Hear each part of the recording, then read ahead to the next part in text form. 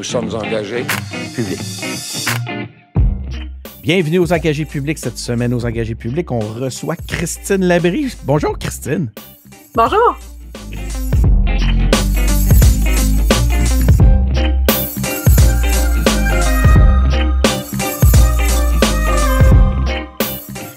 Donc, Christine, oui, c'est la première fois qu'on te reçoit aux engagés publics. Je suis assez content. On a quand même eu plusieurs de tes collègues, là. On a eu Ruba, on a eu Sol à quelques reprises.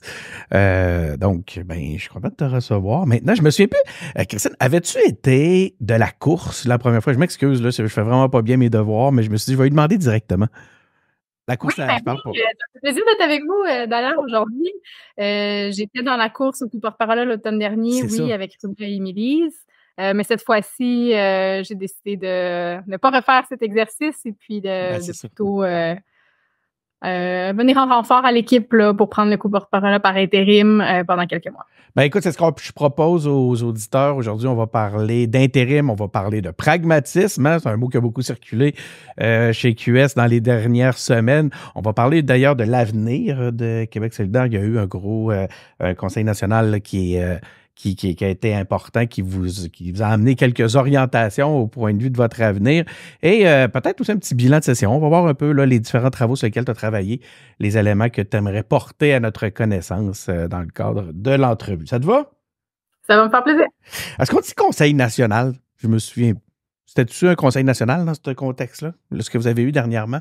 À la fin du mois de mai, c'est le Conseil national, oui. Québec solidaire, la plus grosse instance qui réunit le plus de délégués, c'est le Congrès. Donc, c'est ce qu'on aura cet automne pour se choisir une nouvelle porte-parole. Et puis, en mai dernier, c'était un Conseil national. Donc, il y avait quand même environ 200 délégués qui étaient là sur place. Et c'était attendu, puis on va voir pourquoi tantôt. Avant, j'aimerais ça, c'est la première fois qu'on te rejoint, qu'on te reçoit comme ça aux engagés publics. J'aimerais ça faire un petit peu un petit tour là, de qui est Christine Labrie. J'ai pas fait toutes mes devoirs, comme je disais tantôt, mais j'en ai quand même fait une partie. Christine, évidemment, tu es députée de Sherbrooke, tu es porte-parole par intérim de QS, on vient de le dire, vice-présidente de la commission de l'administration publique, porte-parole du deuxième groupe d'opposition en matière d'administration gouvernementale et pour le Conseil du Trésor. Aussi porte-parole, puis là, rajouter tous les éléments que j'ai dit, pour les aînés en matière de solidarité sociale et d'action communautaire, et aussi responsable pour de la région de l'Estrie. Hein? En oublies-tu? Exact. C'est exact, c'est ce que je fais en ce moment. Dans le passé, j'ai eu aussi le privilège d'avoir le dossier d'éducation dans la dernière législature, le dossier famille, conditions féminines. Donc, j'ai eu la chance de travailler sur plusieurs sujets depuis que je suis à Québec solidaire. Tu as une formation, je pense que tu n'as pas pu terminer, tu as été élu avant de terminer ton doctorat, mais tu es bien avancé. Tu as aussi une maîtrise en histoire, baccalauréat en histoire, certificat en sociologie. Donc, tu as été chargé de cours, auxiliaire d'enseignement. Tu as travaillé, entre autres, je pense, à l'Université de Sherbrooke, mais aussi à l'Université d'Ottawa, hein, c'est ça? Exact, oui. Moi, je faisais mon doctorat en études féministes à l'Université d'Ottawa au moment où j'ai été élue. Donc, j'ai décidé de me consacrer pleinement. Ça nous occupe à temps plein d'être députée. Donc, j'ai mis de côté le projet de doctorat. Écoute, Christine, c'est ce qui nous intrigue beaucoup. Hein, tout le monde est friand de savoir un peu comment ça va à Québec solidaire. Tu as été nommé co-porte-parole par intérim en pleine crise. Là, ça doit pas être nécessairement évident. Comment tu as géré un peu cette période de bouleversement-là? Puis comment s'est passé ton entrée dans ton nouveau rôle? J'ai le goût de dire que les bouleversements à Québec solidaire, il y en a eu plusieurs, moi, depuis que je suis arrivée. Et puis, depuis 2022, hein, cette élection-là n'a pas donné les résultats qu'on voulait. Donc, il y avait déjà beaucoup de remises en question à l'interne qui avaient commencé à ce moment-là. C'est certain que le départ d'Émilise ce printemps est venu rebousculer les choses à nouveau, mais il y avait déjà des processus qui étaient en marche, notamment ce qui a été voté au Conseil national là, sur l'actualisation du programme de Québec solidaire, le mécanisme pour adopter la prochaine plateforme électorale.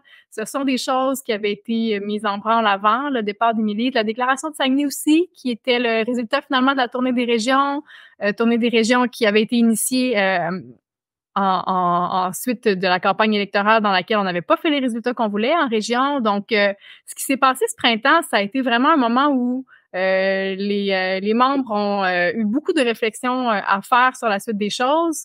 Et ça ne fait que commencer, je dois dire, parce qu'on a la réforme du statut qui s'en vient. Là, l'actualisation du programme, les membres ont voté en faveur. Et donc, c'est un chantier qui va prendre du temps. On veut l'avoir terminé à temps pour élaborer notre prochaine plateforme électorale avec cette nouvelle version de notre programme.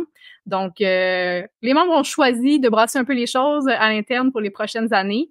Et donc, c'est pas terminé du tout, ces remises à question-là à l'interne. Il va y avoir encore beaucoup de débats.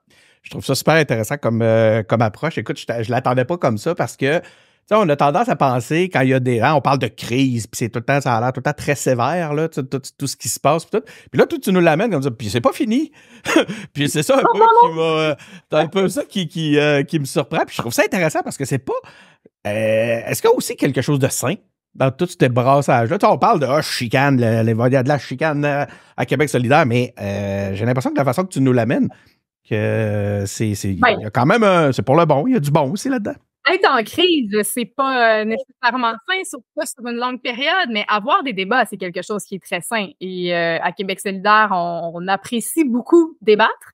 C'est la façon dont on fonctionne. Hein. C'est pour ça qu'on a choisi d'avoir des porte-paroles et non des chefs. Il y a une nuance qui est importante. Là, c'est pas juste un mot différent. C'est parce que la nature de la fonction, elle est différente aussi.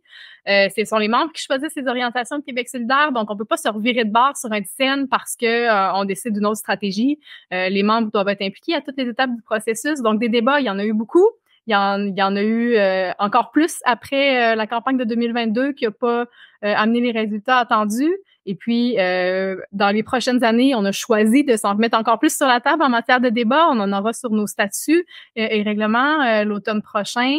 Et puis, tout le reste va se mettre en branle après. Puis oui, moi, je trouve ça sain, à vrai dire, parce que c'est un espace démocratique, hein, un parti politique. Les gens qui viennent s'impliquer à Québec solidaire veulent avoir un impact sur les orientations de ce parti-là. Puis c'est souvent pour ça qu'ils choisissent Québec solidaire, parce qu'ils savent que comme membres, ils ont leur mot à dire sur les orientations. Et puis, évidemment que tout ce qu'on souhaite, c'est que ça se passe dans le respect. Moi, c'est ce que j'ai vu jusqu'à maintenant, la plupart du temps. Il y a eu beaucoup d'échanges de lettres. Les chroniqueurs s'en sont amusés parce qu'il y a eu des lettres là, qui prenaient position de manière différente avant le dernier Conseil national. Mais moi, je trouve ça sain, en fait, de voir les membres s'exprimer comme ça, puis que ça se répercute dans l'espace public. Peut-être que les gens voient de la chicane là-dedans. Moi, je vois un espace de délibération qui est nécessaire là, pour la suite des choses. Ben, il y a quand même eu des déchirements. Tu sais, avec le départ d'Émilie, ça s'est fait, on l'a senti quand même dans la douleur. Là. Il y a des choses qu'on souhaite pas. Mais en ce moment, comment est l'ambiance? Là? Ça fait quand même. Est-ce que la poussière a commencé à retomber un peu? Comment tu feels en bon québécois l'ambiance actuellement à Québec solidaire? C'est vrai que ça a été douloureux. Le départ d'Émilie, ça a été très douloureux. Je ne pense pas que ce soit guéri, cette peine-là, encore, parce qu'on portait beaucoup d'espoir en Émilise. Et l'état dans lequel elle nous a quittés, par ailleurs, attriste tout le monde. Donc, on veut éviter de reproduire ça. Ça fait partie de tout ce qui est en chantier en ce moment pour prendre soin de nos militants, s'assurer que tout le monde trouve sa place à Québec solidaire. Donc, tout n'est pas terminé par rapport à ça. Ça a ouvert un chantier, finalement, d'amélioration de nos pratiques à l'interne. Donc, on y travaille actuellement. Moi, ça me rend fière, à vrai dire, de voir que quand des femmes au sein d'un parti politique disent, écoutez, il y a des pratiques à l'interne qui favorisent pas des espaces de parole pour les femmes, ben moi, de voir mon parti travailler à améliorer ça, ça me mobilise comme féministe. Ben, donc, je suis fière qu'on soit de faire ça. Doctorat en études féministes. On va regretter longtemps hein, le départ d'Émilie, puis j'ai le goût de vous dire qu'à Québec solidaire, on espère qu'elle revienne parce que sa voix était nécessaire aussi dans l'espace public. Elle portait une voix très, très importante pour redonner du pouvoir aux régions. Elle n'est pas la seule à pouvoir le faire, bien sûr, mais elle avait sa manière bien à elle de parler de ces enjeux-là, et puis c'était très précieux, je trouve. C'est drôle, je n'avais même pas pensé à cet aspect-là. Pour moi, elle était comme partie. Donc, ça se pourrait qu'Émilie revienne. Ben, écoutez, Émilise est dans la jeune trentaine. Elle était une voix forte pour sa région. J'espère, bien sûr, que quand elle se sera remise sur pied, on va pouvoir l'entendre à nouveau, quelle que soit la forme que ça prendra. Je pense que c'est quelqu'un qui a des excellentes capacités de communication, qui connaît bien les enjeux de sa région. Ce serait dommage là, de l'avoir perdu définitivement parce que sa voix est nécessaire, je trouve, dans l'espace public. J'espère que ce sera Québec solidaire, mais moi, je pense que on va la revoir éventuellement. T'as évoqué tantôt des changements à l'interne, des travaux. Je ne sais pas exactement quel terme tu avais utilisé. Comment vous allez faire pour vous assurer que la prochaine co-porte-parole, justement, va trouver l'espace dont elle a besoin pour pouvoir là, jouer son rôle pleinement, puis s'exprimer, puis exprimer tout son talent, puis amener à avoir un apport positif aux côtés de Gabriel Nadeau-Dubois? Émilie avait, des circonstances particulières, hein, qui la suivaient dans ses fonctions. D'abord, elle était pas élue. Et puis, ça vient avec des contraintes en termes de ressources. Ça pourrait arriver encore. Là, on ne sait pas si des femmes qui sont pas élues vont se présenter dans cette course, mais ce qu'on Ouais. va faire de différent cette fois-ci, c'est de dire à l'avance quelles sont les ressources disponibles pour une co-porte-parole non élue. Question d'avoir des attentes qui sont claires là, par rapport aux moyens disponibles au sein du parti. Faut comprendre que quand on a un porte-parole qui est député, il y a des ressources de l'Assemblée nationale qui peuvent être utilisées par cette personne-là, mais quand le co-porte-parole n'est pas élu, c'est impossible. Puis la commissaire à l'éthique a été très claire là-dessus. Donc, je pense qu'en clarifiant ça auprès des personnes qui souhaitent se présenter à l'avance, ça va faciliter les choses, assurément. À l'interne, il y a un exercice qui est fait aussi, bien sûr, mais je vous dirais que la nature de la fonction de co-porte-parole et du fait que ce soit un porte-parole et non une chefferie, fait en sorte que c'est une fonction bien particulière aussi où faut accepter qu'on on peut pas décider dans cette position-là par rapport à d'autres partis politiques, là. Ah, on a l'impression des fois, puis c'est drôle parce que t'en parles là, j'avais cette question-là. Moi, je regarde ça de loin, là. Je suis pas dans les instances, tout ça. Puis j'ai eu pendant toute cette période-là une impression, à un moment donné, je dis, ah, Gabriel Nadeau-Dubois vient d'asseoir son leadership. Comme si soudainement, à travers cet événement-là, on avait un peu défini un espace chef plus précis. Est-ce que j'ai la bonne lecture? Gabriel a placé clairement qu'il souhaitait voir à Québec solidaire. Il a dit ce qu'il estimait être la meilleure stratégie pour la suite des choses. Après ça, c'est pas lui qui a choisi si on adoptait cette stratégie-là. Ce sont les membres qui ont décidé d'embarquer dans ce projet de mettre à jour notre programme, par exemple, de changer de mode d'adoption de plateforme, d'endosser la déclaration de Saguenay.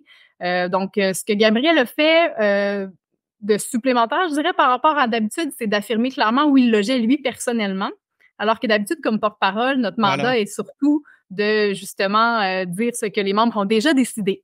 Mais Gabriel n'est pas chef de Québec solidaire, comme je ne le suis pas non plus, comme ne le sera pas la prochaine co-porte-parole femme. Donc, il a mentionné ce qu'il souhaitait voir. Les membres ont voulu aller dans ce sens-là, mais c'est les membres qui ont pris cette décision-là. Donc, il n'y a pas de rupture avec le mode de deux co-porte-parole. Il y a pas de chef soudainement, là. Non, il y a pas de chef soudainement et c'est pas ça le projet non plus. Même si on réforme nos statuts là, dans les prochains mois, c'est pas prévu de changer ça. Le co-porte-parole, ma connaissance, va rester en place. Et puis, ce qui risque d'être fait, par contre, c'est de clarifier davantage la nature de cette fonction-là pour que les attentes soient plus claires, j'aurais le goût de dire. Parce que la direction politique des Québec solidaire, ce sont pas les deux co-porte-parole qui l'assument. C'est le comité de coordination nationale sur lequel il y a plusieurs autres élus par ailleurs. Il y a notamment la présidente du parti, mais il y a plusieurs membres qui y siègent. Donc, clarifier davantage le rôle de cet organe-là à l'interne du parti. Je pense que ça va être nécessaire. S'assurer de le rendre plus fonctionnel aussi dans le contexte où le parti a grandi. On a un caucus maintenant qui doit se gouverner et prendre des décisions tous les jours, plusieurs fois par jour, très rapidement à l'Assemblée nationale. Donc, il faut aller chercher une certaine agilité tout en maintenant nos processus démocratiques. Mais dans tous les cas, on a des porte-paroles à Québec solidaire et ça, c'est pas en train de changer. J'ai l'impression qu'avec ce qu'un peu nous a démontré cet épisode-là, c'est que ne serait-ce que par l'influence, c'est comme si c'était un peu inéluctable, cette espèce de leadership-là, parce que veut pas, il y en a on a senti un leadership de Gabriel à l'intérieur de tout ça, ne serait-ce qu'à travers, justement, tu as parlé tantôt des lettres, on lisait les lettres qui circulaient, certaines publiques, certaines pas supposées, puis on le sent, d'après ce qu'on voyait qui nous était transmis, ben ce que Émilie nous disait, c'est qu'il y en a, dans les faits, il y en a un leadership. Est-ce que c'est un peu inévitable, cet aspect-là? Oui, Gabriel a du leadership. Émilie en avait aussi. J'en ai moi-même, je l'espère. Ça prend du leadership pour faire cette fonction-là parce que c'est pas tout de réussir à porter la parole quand les membres ont tranché, il faut aussi amener les gens à naviguer ensemble dans cette direction-là. Faut au quotidien travailler avec des gens qui ont des priorités différentes, des visions différentes, et les rallier tous ensemble. Donc, assurément que ça prend du leadership pour exercer cette fonction-là. Là, on n'est pas, parce qu'on est porte-parole, je pense qu'il faut être réaliste là aussi. Hein. Donc, on a besoin d'avoir un leadership fort. Moi, je trouve que Gabrielle, c'est quelqu'un qui a effectivement un leadership fort. Les gens ont souvent le goût de le suivre et beaucoup de gens se sont joints à Québec solidaire. Manon elle-même avait aussi un leadership fort et beaucoup de gens se sont joints à Québec solidaire pour suivre Manon. Donc, on a toujours eu, je pense, à Québec solidaire des co-porte-parole qui avaient beaucoup de leadership. C'est aussi le cas de Gabrielle. J'espère que ce sera le cas de la prochaine co-porte-parole, mais leadership, un leadership fort, ça veut pas dire qu'on décide de tout. Ça veut dire qu'on réussit à faire travailler des gens ensemble, en fait. C'est intéressant.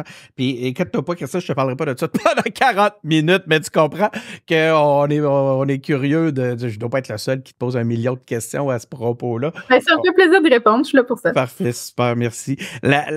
Puis là, ben, t'en as fait état tantôt, puis encore une fois, moi, je suis loin, fait que là, je mélange certains termes. Là, vous avez parlé de comment tu l'as appelé, excuse-moi, de Saguenay, la motion de Saguenay? La déclaration de Saguenay. Est-ce que la déclaration de Saguenay, c'est le fameux élément sur le pragmatisme? Est-ce que c'est de ça qu'on parle?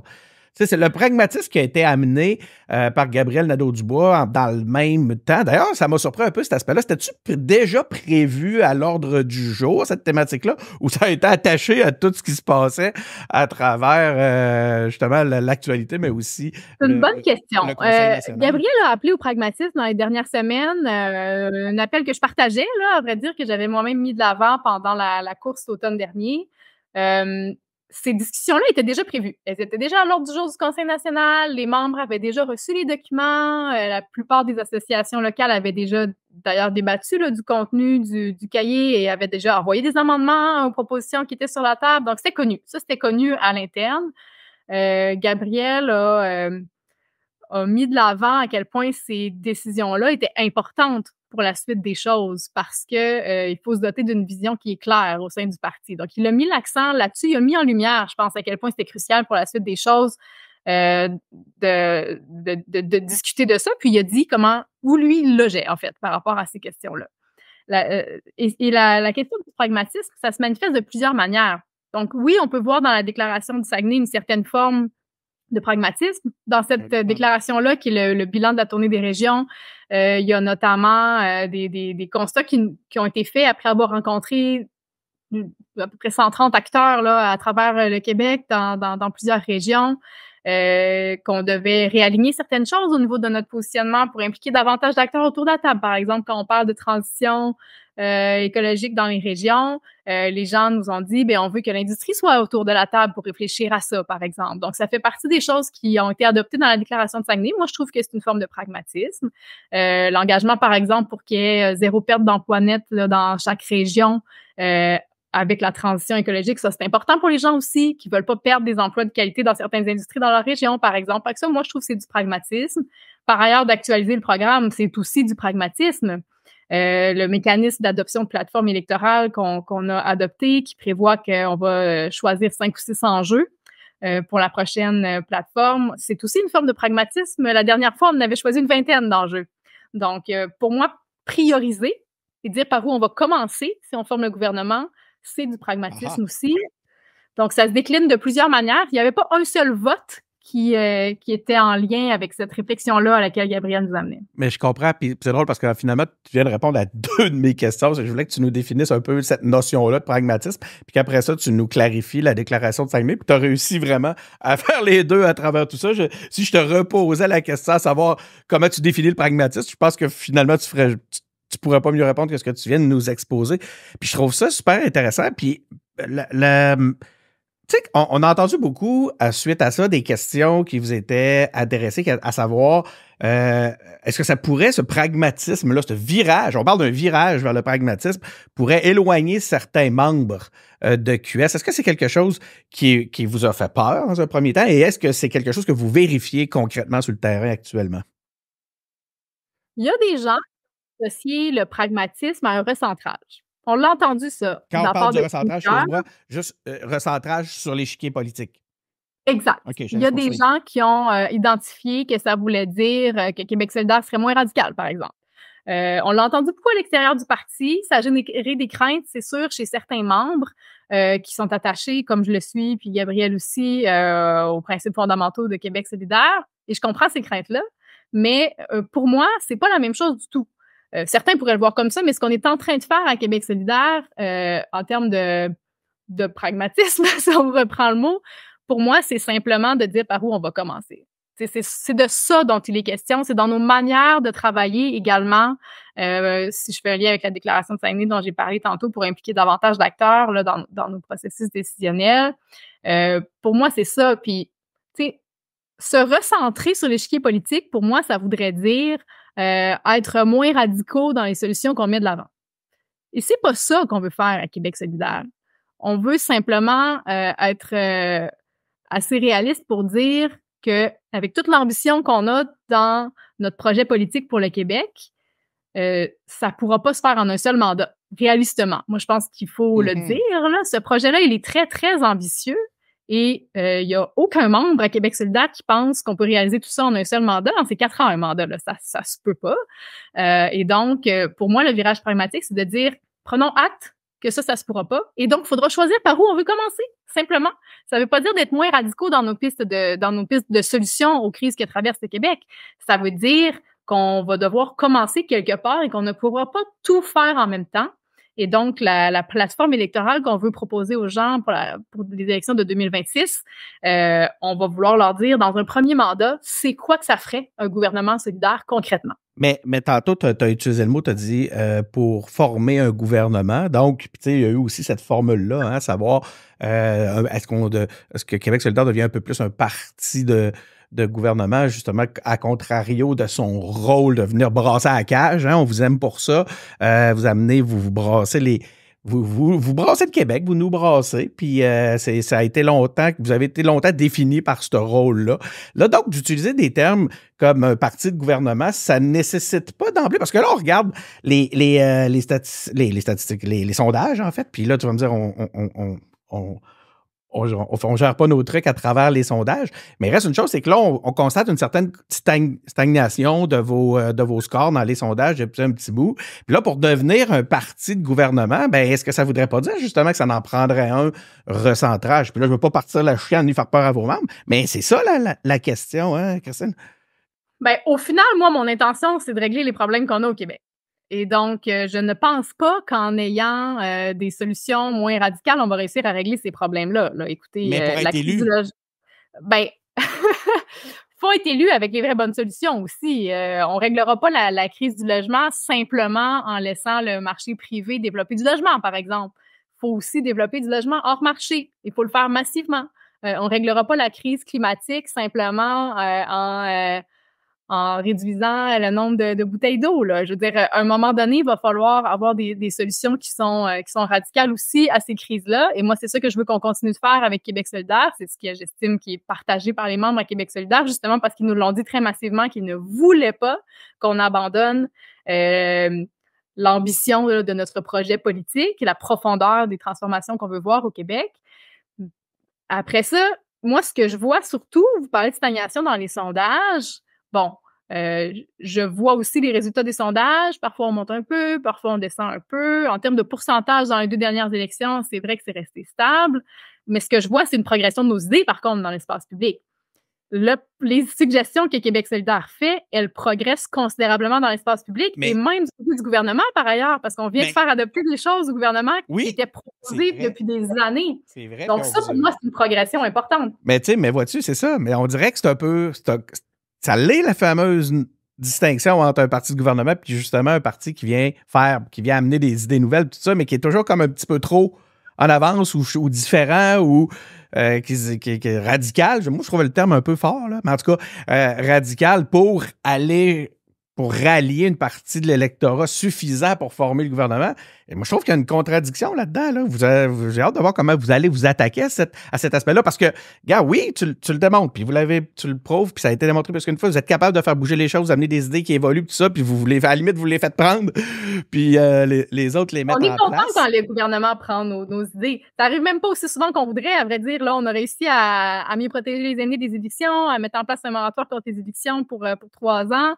C'est certain qu'on est content de ces gains-là. On voudrait qu'ils s'inspirent de nous plus souvent, mais tu sais, moi, j'ai le goût de te dire, on veut pas juste être bon pour faire des suggestions. Tu sais, on veut les mettre en œuvre aussi, nos visions de comment régler ces différentes crises-là à travers le Québec. Donc, puis souvent, c'est des enjeux tellement complexes que si le gouvernement vient de temps en temps chercher un petit bout de piste de solution qu'on propose, on avance quand même beaucoup plus lentement que si on était capable d'être au gouvernement pour mettre en place notre vision plus complète, parce que ces crises-là sont complexes. Elles viennent avec des solutions complexes. Puis si on prend juste des petits bouts de solutions par-ci, par-là, ben, on règle juste des petits bouts de problèmes par-ci, par-là. On s'attaque pas aux racines. Puis tu dis que le mot radicalité est trop fort. Ça dépend de ce qu'on veut dire par radicalité, mais pour moi, ça veut dire de s'attaquer à la racine des problèmes. Tant qu'on ne s'attaque pas à la racine des problèmes, on a encore un problème. C'est ça, pas d'être nécessairement radical. Mais moi, je suis pas là juste pour proposer des solutions, pour patcher des enjeux. Puis mes collègues non plus, là, à Québec solidaire. On veut tous mettre en place des solutions qu'on propose parce que ces solutions-là, d'ailleurs, la plupart viennent pas juste de notre tête, là. Elles viennent des acteurs de la société civile, elles viennent des meilleures pratiques à travers le monde. Tu sais, tu disais, des fois, vous êtes un peu en avance, là, finalement, sur les autres avec des suggestions. C'est vrai, moi, c'est ça que je vois. Là. Il y a des choses qu'on propose, là, qu'on n'a pas inventées. Là. D'avoir 4 semaines de vacances par année là, pour tout le monde, là, des normes du travail. Bien des pays ont beaucoup plus que ça, puis pas seulement des pays européens.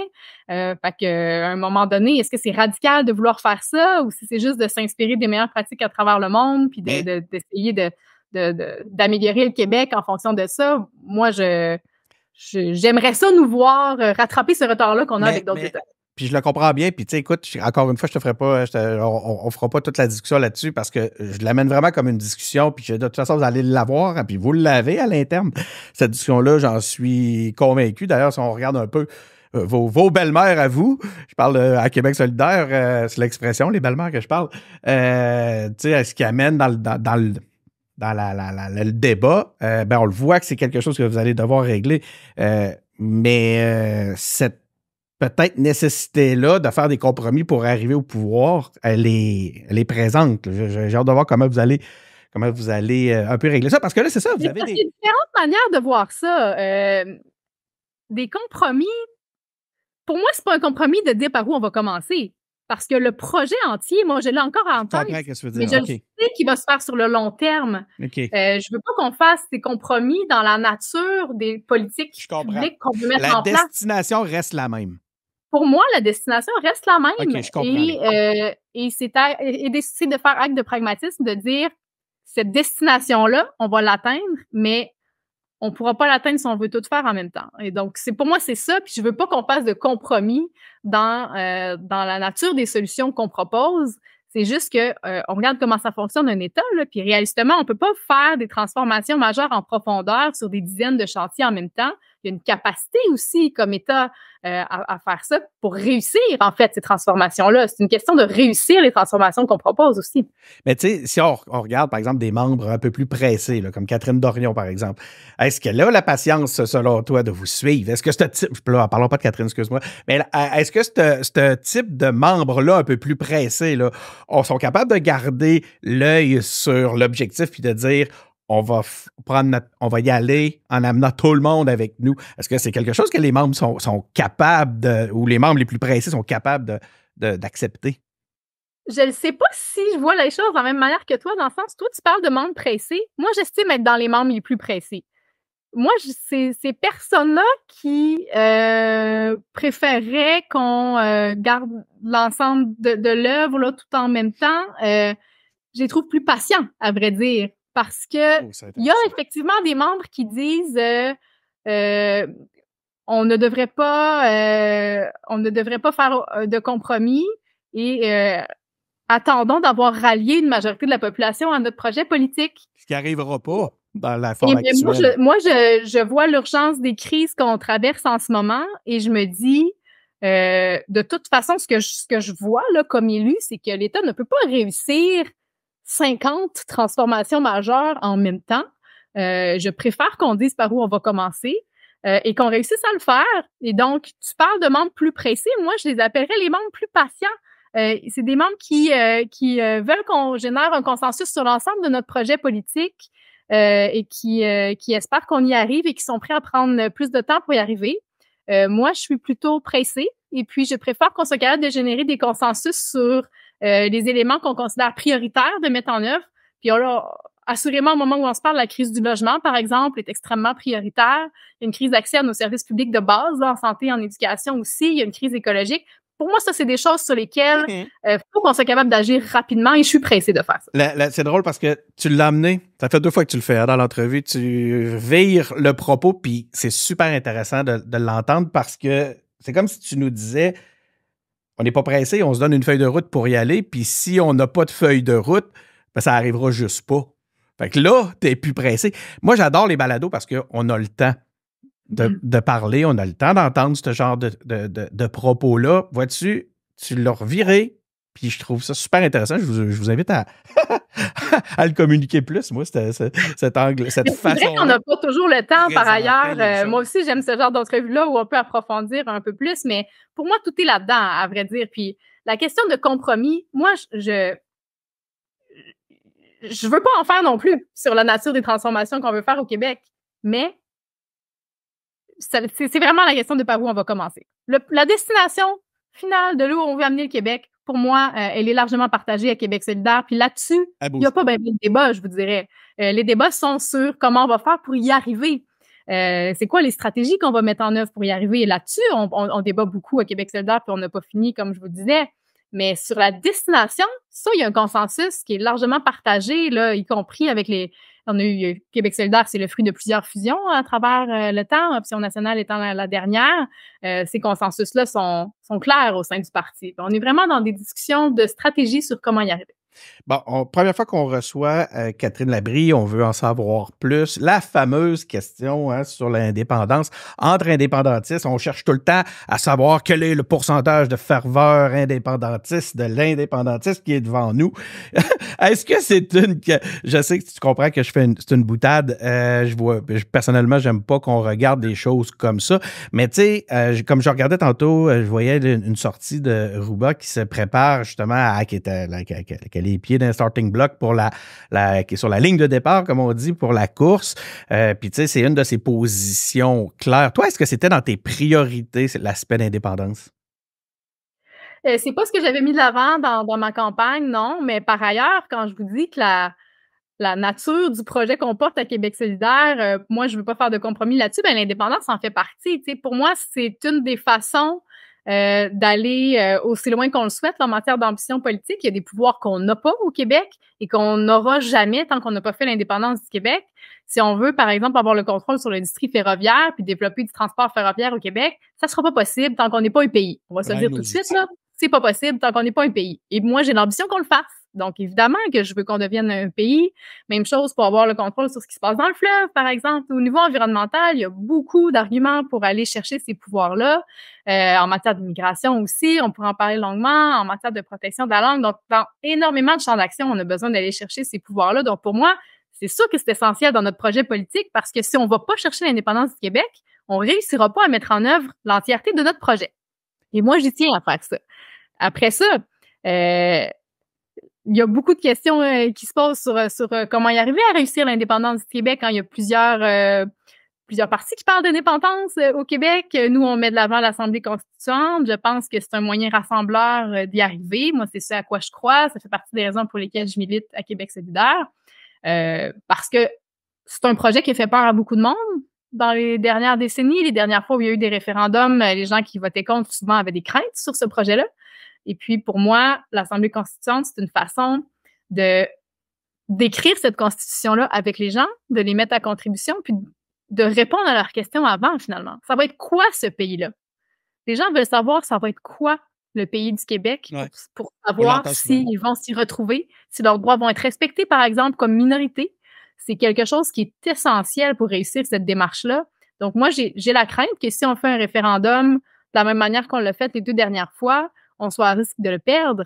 Et je préférerais un mécanisme dans lequel on va impliquer les gens en amont pour s'assurer que leurs droits comme minorité vont être respectés et qu'ils vont être rassurés là-dessus. Je pense que on va créer des conditions de succès plus intéressantes de cette manière-là. Il y a eu cette déclaration-là de Gabriel Nadeau-Dubois où il faisait mention d'un référendum contre l'immigration.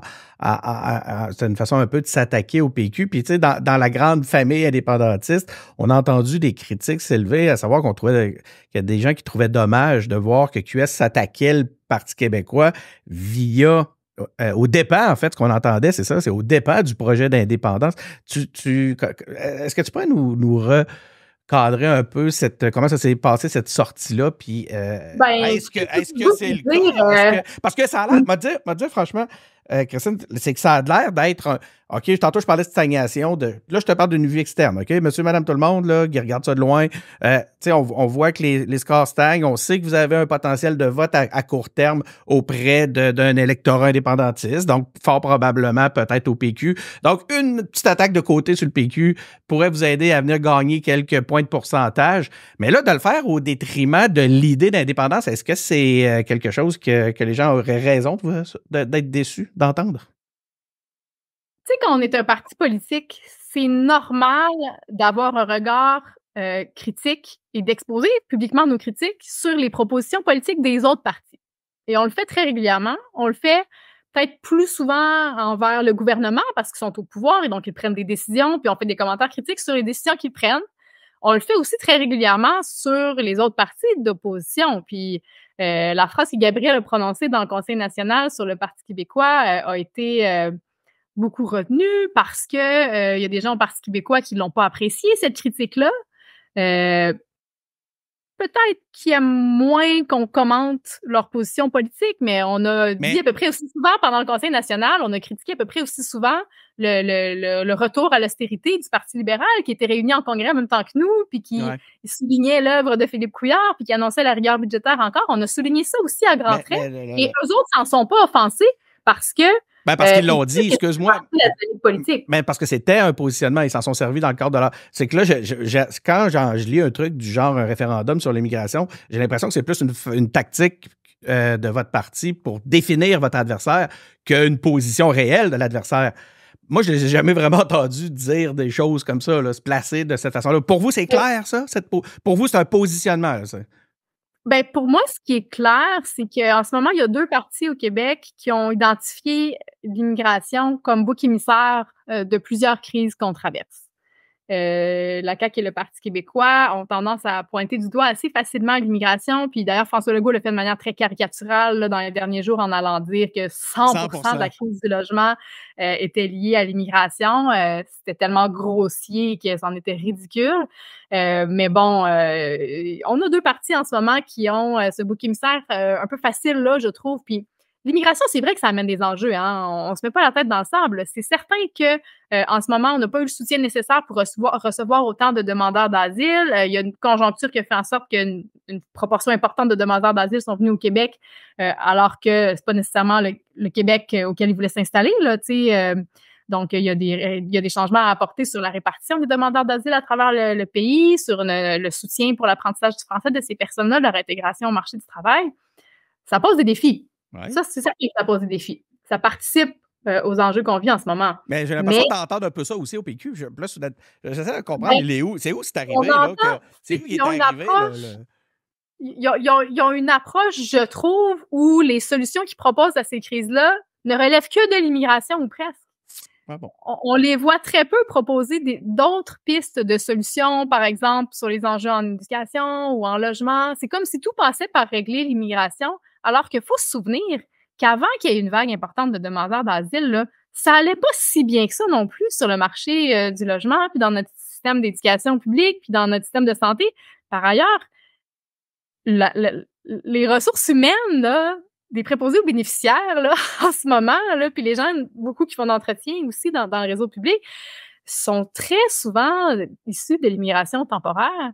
Puis, on fait des recrutements massifs à l'étranger pour aller en chercher aussi des personnes qui arrivent sur des permis de travail temporaires pour venir travailler dans nos réseaux publics. Mais Donc, c'est ça. je trouve que des fois, ils sursimplifient cet enjeu-là. OK. C'est ça qu'on a voulu dire. Je serais curieux de voir concrètement, là, parce que honnêtement, moi, c'est pas j'ai l'impression que vous êtes pas mal plus proche dans ce que vous dites, mais c'est peut-être moi qui suis pas bien ça. Écoute, encore une fois, écoute, là, il nous reste 5 minutes. On a 5 minutes encore. Il y a encore des sujets sur lesquels j'aurais aimé t'entendre. T'as fait une sortie dernièrement sur un BAP pour le contournement la voie de contournement à Lac-Mégantic. C'est un de tes dossiers. Hein, tu es responsable pour l'Estrie.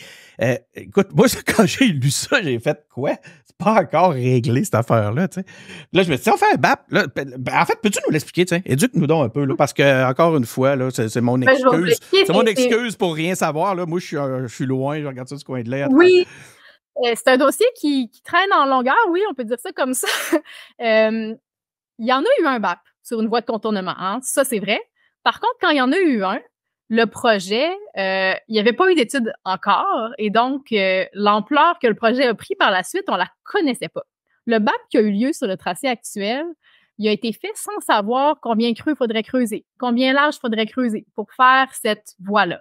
Et quand les études hydrogéologiques ont eu lieu après, puis qui ont réalisé qu'il faudrait creuser beaucoup plus creux, qu'il faudrait creuser beaucoup plus large, que ça allait toucher à la nappe phréatique, ça a créé un niveau supplémentaire, disons, de complexité technique qui a fait en sorte que le coût du projet, et pour vous donner une idée, là, tu sais, c'est pas tant... Le coût est un enjeu, bien sûr, parce que c'est des fonds publics, mais ça donne une idée du niveau de complexité supplémentaire du projet. Là, c'est passé de 133 millions à autour d'1 milliard. OK? Fait que, mais ça, là... Écoute, je sais pas ce qui se passe, mais c'est tout. Je suis rendu qu'on est même plus surpris, on est rendu habitué. On est surpris maintenant quand c'est plus 10 milliards.